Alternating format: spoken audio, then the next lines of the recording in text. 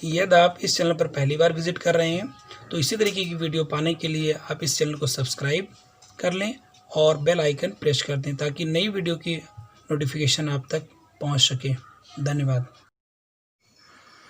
पहला क्वेश्चन है, दो बल F1 वेक्टर बराबर i cap minus J cap plus के कैप तथा F2 वेक्टर बराबर 4i plus 2j plus 3 cap एक कण पर कार्य करते हैं तथा कण को बिंदु 0, 1, 2 से बिंदु 1, -2, 3 पर विस्थापित करते हैं तो कुल किया गया कार्य बताइए।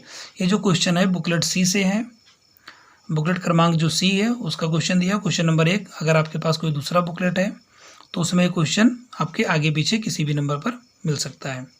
4 ऑप्शन दिए हुए हैं, 2 इकाई, 6 इकाई, 4 इकाई और 8 इकाई। तो इसका क्या सही आंसर क्या होगा?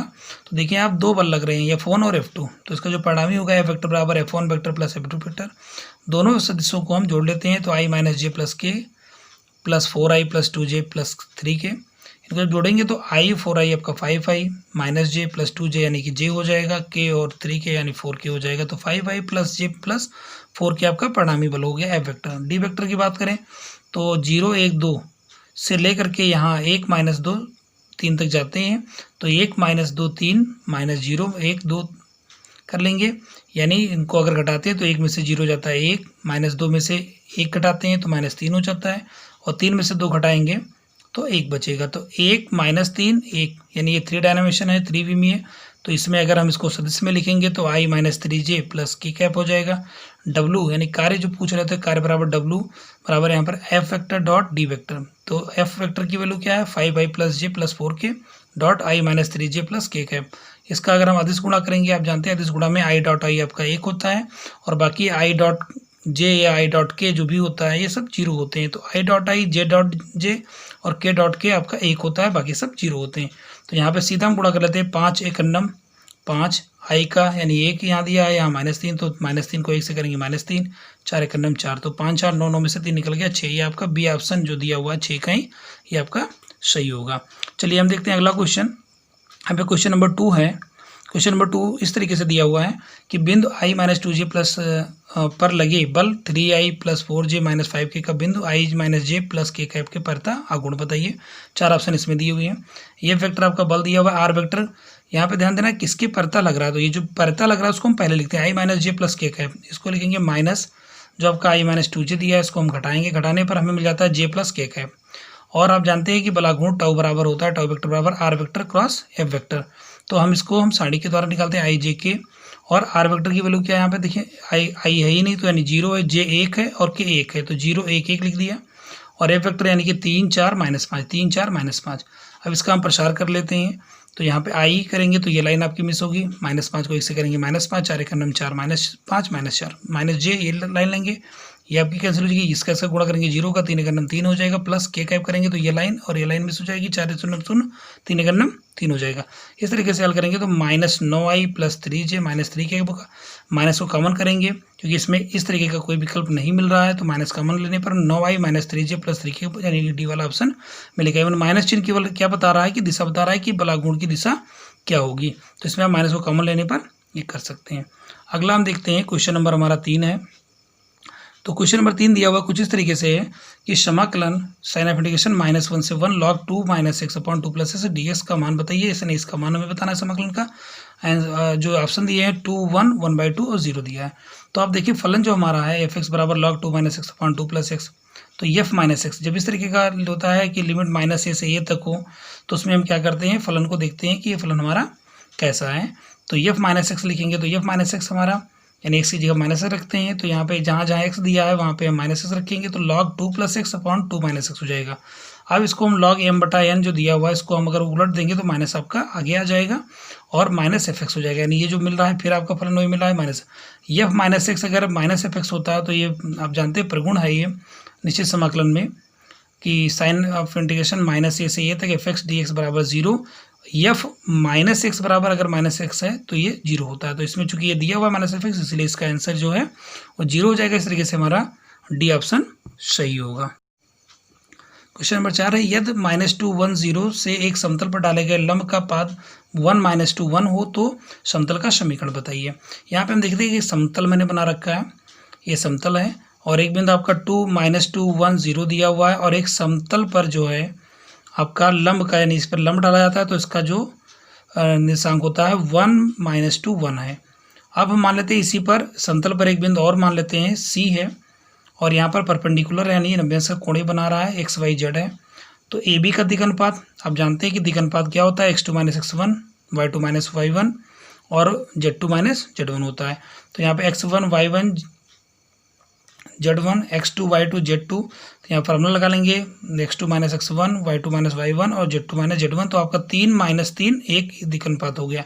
ऐसे हम अगर BC का दिक् अनुपात निकालते हैं तो इसमें भी x1 y1 z1, x2 y2 z2 करेंगे, तो यहाँ पे हमें x - 1 y + 2 और z - 1 मिलेगा। अब आप जानते हैं कि जो आपका AB है और BC है परपेंडिकुलर है, तो अगर दो वेक्टर यहाँ परपेंडिकुलर होते हैं तो उनके दिक् अनुपात का जो ये होता है आपका इनका गुणा कर लें, यानी A1 A2 + B1 B2 + C1 C2 बराबर 0 होता है। इस तरीके से आपका A1 A2 B1 B2 C1 C2 यहाँ पे हमने करके 0 के बराबर किया, और हमें यहाँ से समतल का समीकरण मिल गया। ऑप्शन नंबर C हो गया। अब इसको हम शॉर्ट ट्रिक से भी हल कर सकते हैं। ये जो क्वेश्चन दिया हुआ था, चूँकि इनके विकल्प हमें दिए हुए हैं 4, और ये जो समतल है ये समतल हमारा ये B बिंदु उसी पर है, यानी 1 - 2 1 x y z। अब इन चारों विकल्पों में हम x y z की जगह पर क्रमशः 1 - 2 1 रख करके देखते हैं। जैसा कि मैंने यहाँ पे रखा है 1 - 2 1 रखा है और सिंप्लीफाई किया है, हल किया है। तो जिस तरीके से -2 आ रहा है, नहीं आना चाहिए, क्योंकि यहाँ पे चारों ऑप्शन में आपके 10 यहाँ पे दिए हुए हैं RHS में। तो यहाँ पे -2 -4 ये नहीं होगा, 8 भी नहीं होगा, 10 वाला सी हो जाएगा, यानी C ऑप्शन आपका सही हो जाएगा। तो इसको बहुत जल्दी यानी बिना सॉल्व किए आप इसको कर सकते हैं।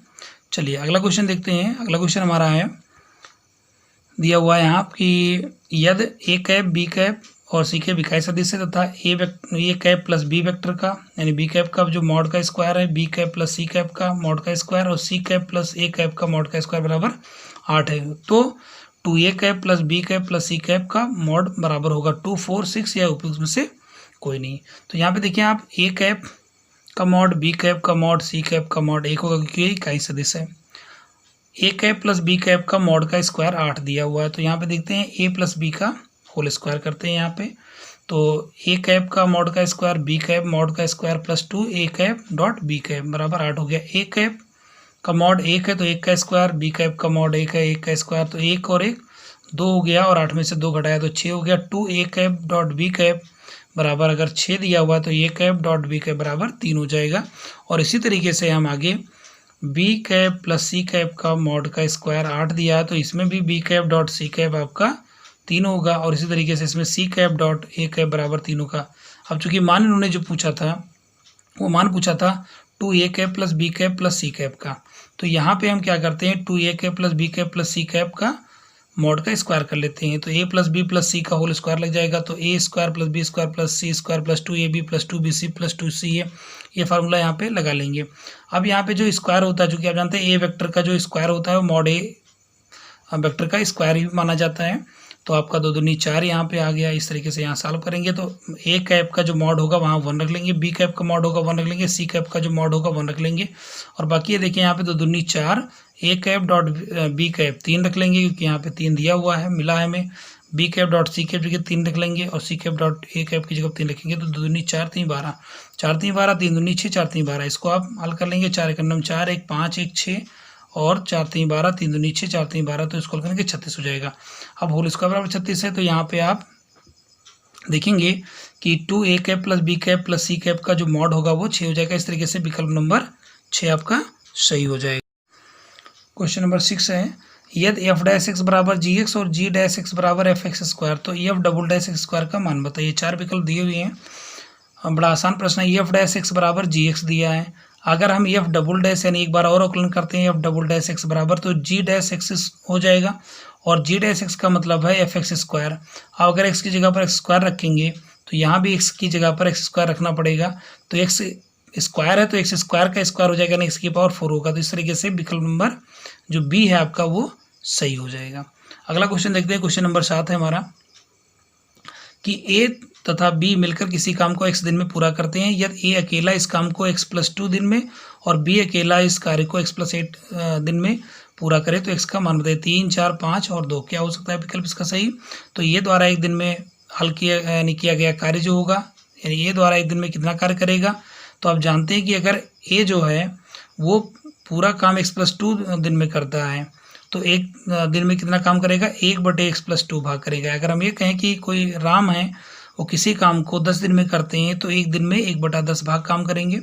ऐसे बी द्वारा एक दिन में किया गया कार्य 1/x⁻8 हो जाएगा। दोनों मिलकर एक दिन में काम करेंगे, दोनों को हम जोड़ देंगे 1/x⁻2 धन 1/x⁻8 क्रॉस मल्टीप्लाई करेंगे और इस तरीके से हमें यहाँ पे मिल जाएगा 2x + 10 अपॉन x² + 10x + 16। प्रश्नानुसार चूंकि ए और बी दोनों मिलकर के x दिन में काम करते थे तो यहाँ एक दिन में काम करेंगे दोनों मिलकर के 1/x, लेकिन हमारे हिसाब से एक दिन में काम इतना करेंगे, दोनों को हम बराबर करेंगे और उसको सिंप्लीफाई करेंगे। इसका बराबर 16 x बराबर 4 आपको मिल जाएगा। अगला क्वेश्चन देखेंगे, क्वेश्चन नंबर आपका 8 दिया हुआ है कि एक व्यक्ति ए से बी तक एक औसत चाल x किलोमीटर प्रति घंटे से जाता है और y किलोमीटर प्रति घंटे की औसत चाल से वापस बी से ए तक लौटता है। कुल यात्रा में उसकी औसत चाल क्या होगी। तो मान लिया मैंने ए से बी तक की दूरी 1 किलोमीटर है, मतलब ए से बी तक की दूरी 1 किलोमीटर है। तो 1 किलोमीटर की दूरी तय करने में लगा समय a/x और जब वापस आएगा तो भी उसको a/y लगेगा, क्योंकि वापस लौटने में उसको y किलोमीटर प्रति घंटे की औसत चाल से चलना पड़ रहा है। कुल समय कितना लगेगा, तो a/x धन a/y। यहाँ पे हमने a को कॉमन करके क्रॉस मल्टीप्लाई कर लिया। कुल दूरी 1 किलोमीटर जाने में 1 किलोमीटर आने में तो 2a हो गया। कुल यात्रा में उसकी औसत चाल की कुल दूरी बटा कुल समय यानी 2a/a और x + y/xy। a और a कैंसिल हो गया, xy आपका ऊपर जाएगा तो 2xy/x + y किलोमीटर प्रति घंटे, यानी कि इसका बी ऑप्शन सही होगा। क्वेश्चन नंबर 6 है, यदि f' बराबर gx और g' बराबर fx², तो f" का मान बताइए। 4 विकल्प दिए हुए हैं। बड़ा आसान प्रश्न है। f' बराबर gx दिया है। अगर हम f" यानी एक बार और अवकलन करते हैं f" बराबर तो g' हो जाएगा और g' का मतलब है fx²। अब अगर x की जगह पर x² रखेंगे तो यहाँ भी x की जगह पर x² रखना पड़ेगा। तो x स्क्वायर है तो x² का स्क्वायर हो जाएगा ना, x की पावर 4 होगा। तो इस तरीके से विकल्प नंबर जो बी है आपका वो सही हो जाएगा। अगला क्वेश्चन देखते हैं, क्वेश्चन नंबर 7 है हमारा कि ए तथा बी मिलकर किसी काम को x दिन में पूरा करते हैं, यदि ए अकेला इस काम को x+2 दिन में और बी अकेला इस कार्य को x+8 दिन में पूरा करे तो x का मान बताइए। 3, 4, 5 और 2 क्या हो सकता है विकल्प इसका सही। तो ये द्वारा एक दिन में हल किया यानी किया गया कार्य जो होगा, यानी ये द्वारा एक दिन में कितना कार्य करेगा। तो आप जानते हैं कि अगर ए जो है वो पूरा काम x+2 दिन में करता है तो एक दिन में कितना काम करेगा, 1/x+2 भाग करेगा। अगर हम ये कहें कि कोई राम है वो किसी काम को 10 दिन में करते हैं तो एक दिन में 1/10 भाग काम करेंगे। ऐसे बी द्वारा एक दिन में किया गया कार्य 1/x⁻8 हो जाएगा। दोनों मिलकर एक दिन में काम करेंगे, दोनों को हम जोड़ देंगे 1/x⁻2 धन 1/x⁻8 क्रॉस मल्टीप्लाई करेंगे और इस तरीके से हमें यहाँ पे मिल जाएगा 2x + 10 अपॉन x² + 10x + 16। प्रश्नानुसार चूंकि ए और बी दोनों मिलकर के x दिन में काम करते थे तो यहाँ एक दिन में काम करेंगे दोनों मिलकर के 1/x, लेकिन हमारे हिसाब से एक दिन में काम इतना करेंगे, दोनों को हम बराबर करेंगे और उसको सिंप्लीफाई करेंगे। इसका बराबर 16 x बराबर 4 आपको मिल जाएगा। अगला क्वेश्चन देखेंगे, क्वेश्चन नंबर आपका 8 दिया हुआ है कि एक व्यक्ति ए से बी तक एक औसत चाल x किलोमीटर प्रति घंटे से जाता है और y किलोमीटर प्रति घंटे की औसत चाल से वापस बी से ए तक लौटता है। कुल यात्रा में उसकी औसत चाल क्या होगी। तो मान लिया मैंने ए से बी तक की दूरी 1 किलोमीटर है, मतलब ए से बी तक की दूरी 1 किलोमीटर है। तो 1 किलोमीटर की दूरी तय करने में लगा समय a/x और जब वापस आएगा तो भी उसको a/y लगेगा, क्योंकि वापस लौटने में उसको y किलोमीटर प्रति घंटे की औसत चाल से चलना पड़ रहा है। कुल समय कितना लगेगा, तो a/x धन a/y। यहाँ पे हमने a को कॉमन करके क्रॉस मल्टीप्लाई कर लिया। कुल दूरी 1 किलोमीटर जाने में 1 किलोमीटर आने में तो 2a हो गया। कुल यात्रा में उसकी औसत चाल की कुल दूरी बटा कुल समय यानी 2a/a और x + y/xy। a और a कैंसिल हो गया, xy आपका ऊपर जाएगा तो 2xy/x + y किलोमीटर प्रति घंटे, यानी कि इसका बी ऑप्शन सही होगा। क्वेश्चन नंबर 9 है, यदि वितरण 10, 12, 13, 16, x 20, 25, 30 की माध्यिका 18 हो तो x का मान बताइए। पदों की संख्या अगर देखें तो 1, 2, 3, 4, 5, 6, 7, 8 है, 8 है, सम है। माध्यिका n/2 वहाँ पद प्लस n/2 प्लस 1 वहाँ पद पूरी का बटा 2, क्योंकि आप जानते हैं कि सम के लिए अगर सम पदों की संख्या है तो माध्यिका इस तरीके से, क्योंकि क्रम में भी दिया हुआ है। तो यहाँ पे n की जगह पर अगर 8 रखेंगे तो 8/2 यानी 4 चौथा पद और पाँचवा पद हो जाएगा। तो पहला, दूसरा, तीसरा, चौथा, पाँचवा पद आपका यहाँ पे x है और चौथा पद 16 है, तो 16 धन x/2 हो जाएगा। लेकिन प्रश्न कह रहा है कि माध्यिका 18, तो 16 धन x/2 बराबर 18 करेंगे तो 18 दूना 36 हो जाएगा, x बराबर हो गया आपका 20। डी ऑप्शन इस तरीके से सही होगा। क्वेश्चन नंबर हम 10 देखते हैं। तो क्वेश्चन नंबर 10 हमारा है कि 25,000 रुपये का 2 वर्ष का चक्रवृद्धि ब्याज से मिश्र धन क्या होगा यदि उत्तरोत्तर वर्षों में ब्याज का दर 4% और 5% है। यानी 2 वर्षों में तो पहले वर्ष में 4% है, दूसरे वर्ष में 5% ब्याज की दर है। तो मिश्र धन इसका हो जाएगा P1 + R1/100 और ब्रैकेट में 1 + R2/100। अगर 3 साल का होता और रेट अगर होता तो 1 + R3/100 हो जाता। तो यहाँ पर मूलधन दिया हुआ है 25,000, ब्याज की जो दर है वो 4 है तो 4/100 हो जाएगी। R2 यहाँ पे दिया है तो 5/100 हो जाएगी। 100 का 900, 100 और 4 104/100 और 105/100। यहाँ पे 3 जीरो इसे कैंसिल कर दिया गया, 50 25 5 दूनी 10 और 2 से 100 काटा गया तो 52 आ गया। यानी 52 और 5 का गुणा करेंगे तो आपका 260 हो जाएगा और 105 से जब गुणा करेंगे तो 27,300 होगा। इस तरीके से विकल्प नंबर आपका सी सही होगा।